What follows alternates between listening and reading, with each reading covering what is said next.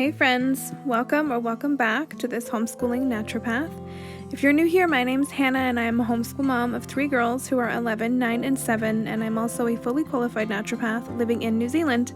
On this channel, I like to share content related to homeschooling, homemaking, motherhood, as well as some naturopathic info throughout some of my content here. In today's video, I'm taking you guys along for a look at what I eat in a day in my 3rd trimester of pregnancy. I'm currently 32 weeks pregnant with our 4th baby. Starting off the morning first thing with 500 mils of water here. I have been adding lemon to my water recently. We are coming into our colder months here in New Zealand, and so having lemon water is something I really like to do throughout those colder months, not only to help with digestion, but also for the extra vitamin C boost.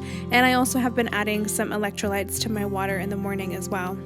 Electrolytes effectively help to carry water into your body's cells. Sometimes just drinking water on its own, it can be lacking in all the minerals that we really need to absorb that water. So I like to add electrolytes, especially during pregnancy and breastfeeding, to really help myself stay hydrated. This is especially important if you want to have a nice cup of coffee in the morning. I'm not going to drink this whole pot by myself, but coffee does have a diuretic effect and it does pull water from your body. So having something in place to counteract that is always a good idea as well.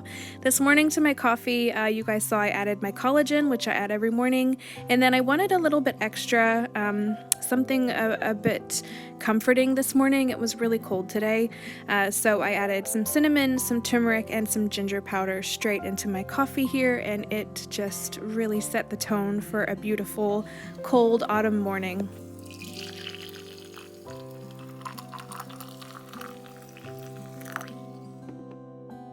So after I have had some nice peaceful time sipping my coffee, it is time to start thinking about breakfast. Now this morning when I'm filming this, it is a Wednesday, and for the month of April I have planned protein waffles every Wednesday morning. However, this week I forgot to buy cottage cheese. So I'm going to be improvising. It's not going to be protein waffles. Instead it's going to be a pumpkin zucchini vegetable type of waffle. So I found a recipe on Pinterest to kind of help me as a reference, but if you're not new around here, you probably know I don't really follow recipes very closely, so this is totally an improvisation happening right now. I had my husband cut up a huge pumpkin the other day, and half of it got turned into pumpkin soup, and the other half I prepared a pumpkin pie filling to put in my freezer. And so as you guys saw, I grabbed out a bag of that pumpkin pie filling. I'm doing some banana, some zucchini, we call these courgettes here, as well as some ground oats, eggs, vanilla, trying to make this kind of taste almost like a pumpkin spice waffle. Down here in the southern hemisphere, it is our autumn time, which still doesn't really feel quite right to me, having autumn in April, having Easter in autumn time. It's not, it still doesn't feel totally right to me, even though I haven't lived in the United States since I was a child, but nonetheless, it is autumn time, and that means a lot of pumpkin, a lot of soups, a lot of that warm, comforting food that you guys might have around October. That is what we are currently, kind of bringing into our home. So pumpkin spice pancakes, it might feel super out of place if you're watching this from anywhere in the northern hemisphere, but it feels right for us down here in New Zealand at the moment. Although, that being said, the vast majority of Kiwis that I know, and I'm not speaking for all Kiwis, but the vast majority that I know do not like sweet pumpkin things. Pumpkin is very much reserved for like roasted pumpkin that you have, alongside of your pot roast or your whole chicken, or pumpkin soup. And sweet pumpkin things are not really a thing at all here in New Zealand. You will not find pumpkin spice lattes or anything else like that around New Zealand in autumn time. There is one single Starbucks shop in the city that we live in, and they may do a pumpkin spice latte this time of year, but usually they match whatever the northern hemisphere is serving. So like it might be like an Easter type thing, like a spring Easter drink going on right now. I don't know. Starbucks, yeah, here in New Zealand really is not a huge thing either. So So anyways, I guess what I'm saying here is that if I want to eat pumpkin spice waffles, then I have to make them myself, and I am absolutely okay with that. For having not followed a recipe and having improvised these waffles this morning, they turned out amazing. I never really know with waffles because sometimes they can stick to the waffle maker quite badly, but thankfully these ones turned out.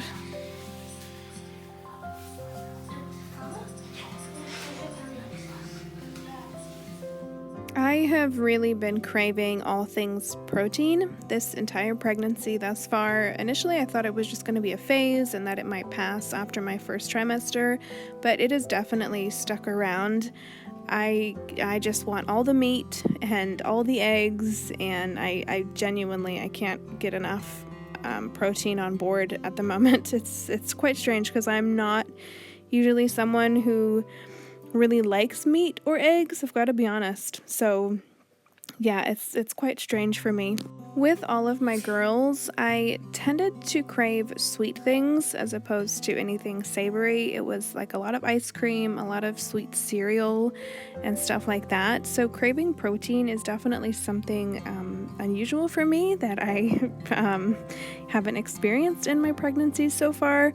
Everyone's telling me that apparently that means it's a boy, but as you know, it's 50-50 either way, and we won't find out until he or she arrives. Anyways, while I have been talking here, I am currently putting together a slow cooker chicken parmesan soup for dinner. This is a recipe that I found on Pinterest, but I'm really just kind of adapting it to whatever I have. I tend to put in a lot more vegetables than what recipes recommend. So in here I have 6 chicken breasts, a courgette, garlic, onion, mushrooms, capsicum, I think that might have been all, and then my cans of tomato paste, as well as lots of different herbs and spices, and topping it off here with some bay leaves, as well as chicken bone broth.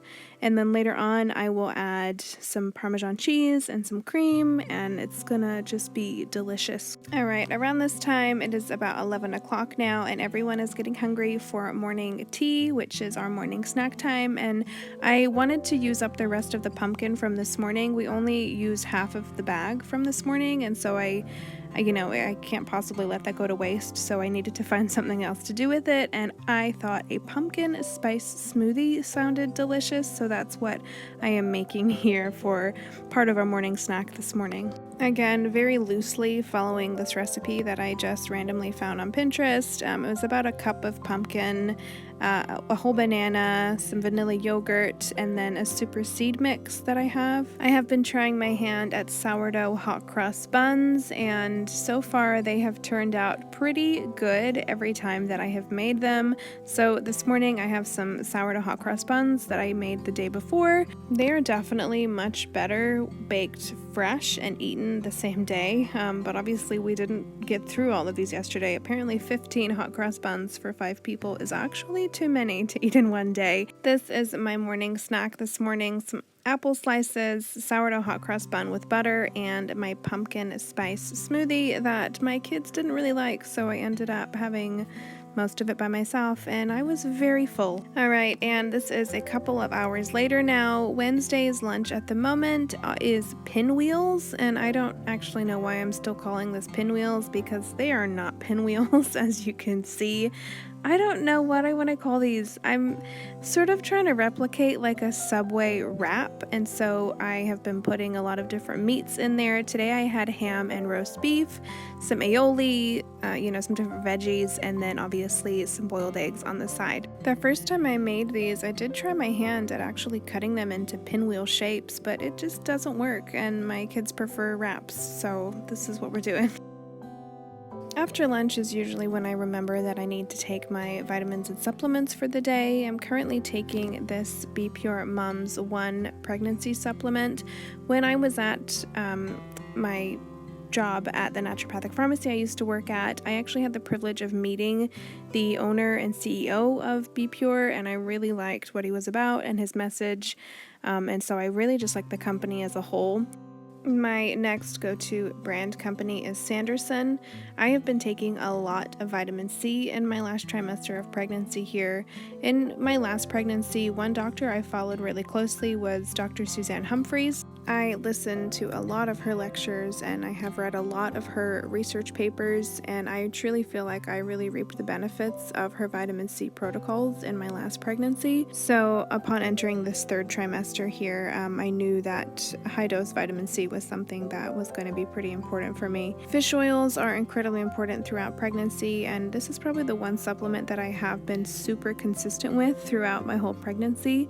I take fish oil for the primary purpose of helping to grow a baby's brain. All of that essential fatty acid is so critical for healthy brain development. And then last but certainly not least is my magnesium supplement. Magnesium has over 300 different processes that it contributes to within the human body, so it is a mineral that is pretty critical to make sure you're getting plenty of. And unfortunately, even in whole foods, it's can be lacking where it really shouldn't be. So it is, for me, really important that I supplement magnesium. Another thing that is incredibly important for me to stay on top of in my last trimester of pregnancy is pregnancy and breastfeeding tea. Now, there are certainly a lot of pregnancy and breastfeeding teas out there on the market that you can buy. I prefer to just buy all my dry herbs and make up a batch of this tea myself. This is actually what we call NORA tea, which stands for nettle, oat straw, red raspberry leaf, and alfalfa. Unfortunately, the naturopathic pharmacy, when I went in, they were all out of alfalfa, so I don't have the A in my NORA tea today, but I'm sure I will manage without it until I can get my hands on some. NORA tea, and even honestly just red raspberry leaf on its own, is something that I rely heavily upon in my last trimester of pregnancy. Somewhere between 30 and 32 weeks is when I like to introduce this tea into my everyday routine, and I will drink anywhere from about 2 to 4 cups of NORA tea every single day right up until I give birth. I like to just make up a big jug of this and have it sitting in my fridge. You can add lemon, you can add like different frozen berries to this to kind of zhuzh up the flavor, whatever you want. I really like to just have it in my fridge ready to go so that I don't have to keep brewing tea all day long. Nobody gets this!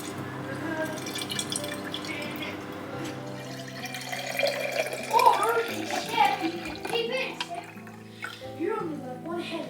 You have to find a head.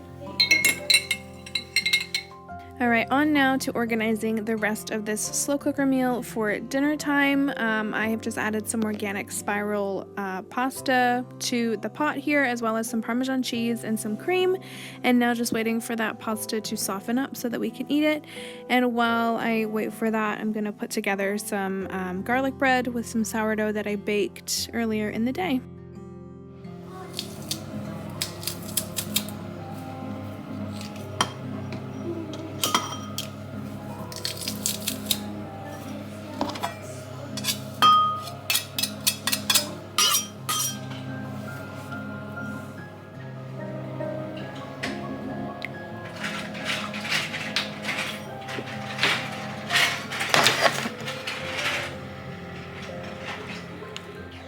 For the whole month of April, I have been slowly working on filling up my freezer with healthy freezer meals for us to get out and eat for when the baby arrives. I will have a full video of what I've been making and a freezer meal prep sort of video coming up in the next couple of weeks. This meal was not supposed to be one of them. But when I opened up my packs of chicken breast this morning, I realized there were 6 instead of 4. And so this made a lot more chicken, pasta, Parmesan, whatever it was called, soup than I had anticipated. So half of this actually ends up in the freezer at the end of this video. Spoiler alert.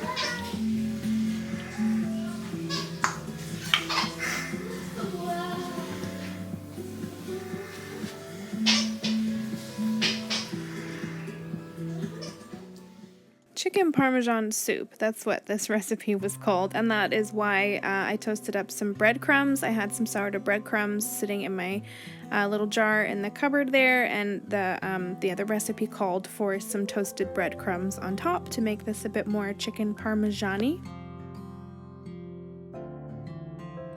And here is dinner for myself for tonight. Chicken parmesan soup, as you guys saw, full of protein, full of veggies, and a really nice hearty meal to have on a cold autumn afternoon. And this was how much we had left over that I can now wrap up and put in the freezer, and we can eat again in a month's time after this baby has arrived.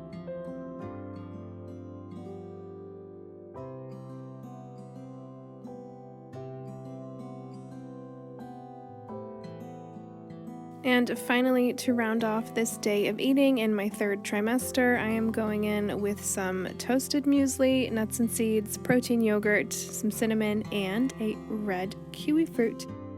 And there you have it, my friends. Thank you guys so much for joining me today for this What I Eat in a Day in my third trimester. I will catch you guys in the next video. Bye!